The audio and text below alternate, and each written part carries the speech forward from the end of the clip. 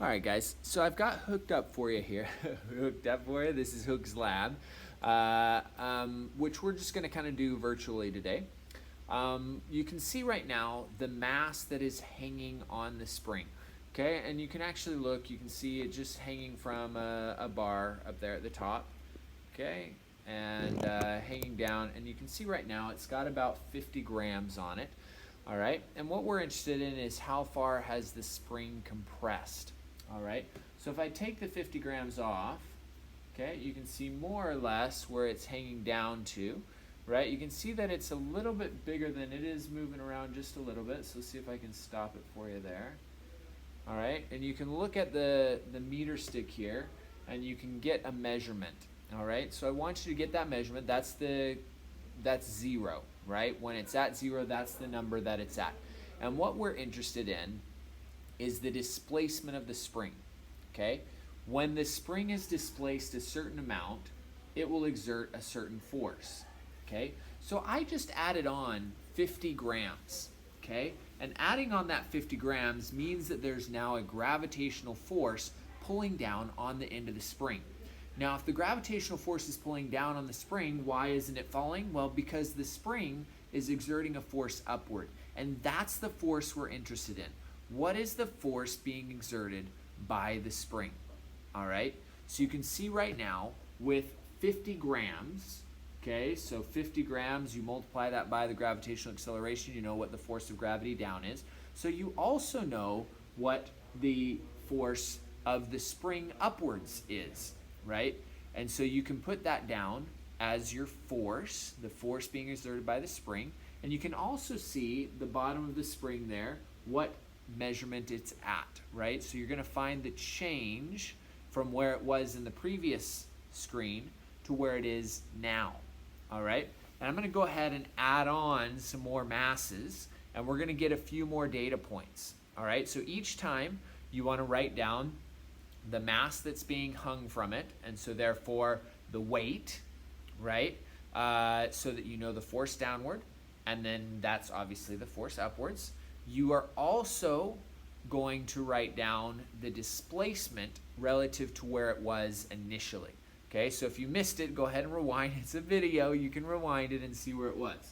All right, so I'm going to add on a few more weights, one at a time. Okay, so this was 50. So I'll add on another 50 here. Okay, and it should have a change there. So we're now at a total of 100 grams. All right, you want to get that.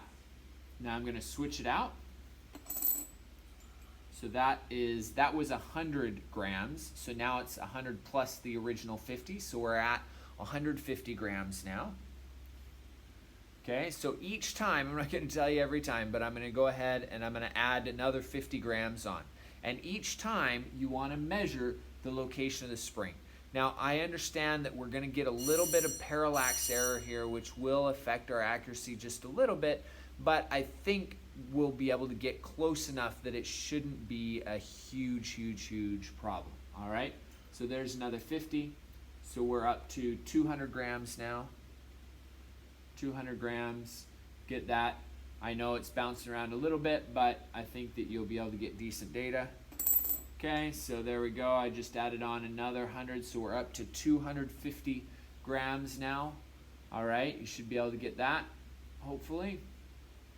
Figure out the point that it's oscillating between. And I know some of you are asking, well, should I use the bottom of the spring or this spring or it doesn't matter. It's completely up to you. As long as you're consistent, the change in the stretch of the spring should be the same every time, regardless of whether we're looking at the very bottom of the hook or that very first. I wouldn't choose anything above that, obviously. But, okay, here's another 50. So I'm up to 100, 200, 300 grams now. See if I can get it to stop bouncing around quite so much. There you go. It's a little bit better. So we're up to 300.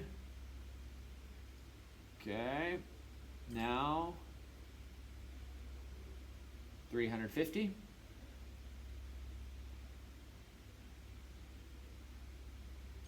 And 400.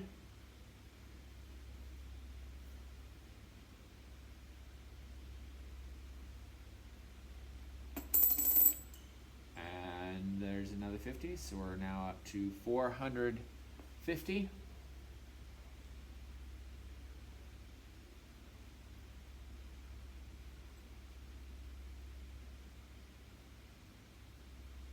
That's now 500. Now just to get a couple more data points, I'm going to add on hundreds here at the end. So that's 500,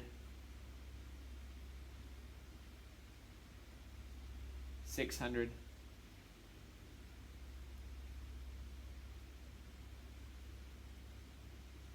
okay, and then 700. There you go. All right. So hopefully you're able to gather that data, put it together in a graph. Remember, what we want to find is the force of the spring relative to the displacement. So put the displacement, we're actually going to put displacement on the x-axis and then the force on the y-axis so that we can see what we want to see. All right? So the force that the spring is exerting is dependent on how far down the spring is stretched. All right? So go ahead, get that on, graph it, and watch the second video.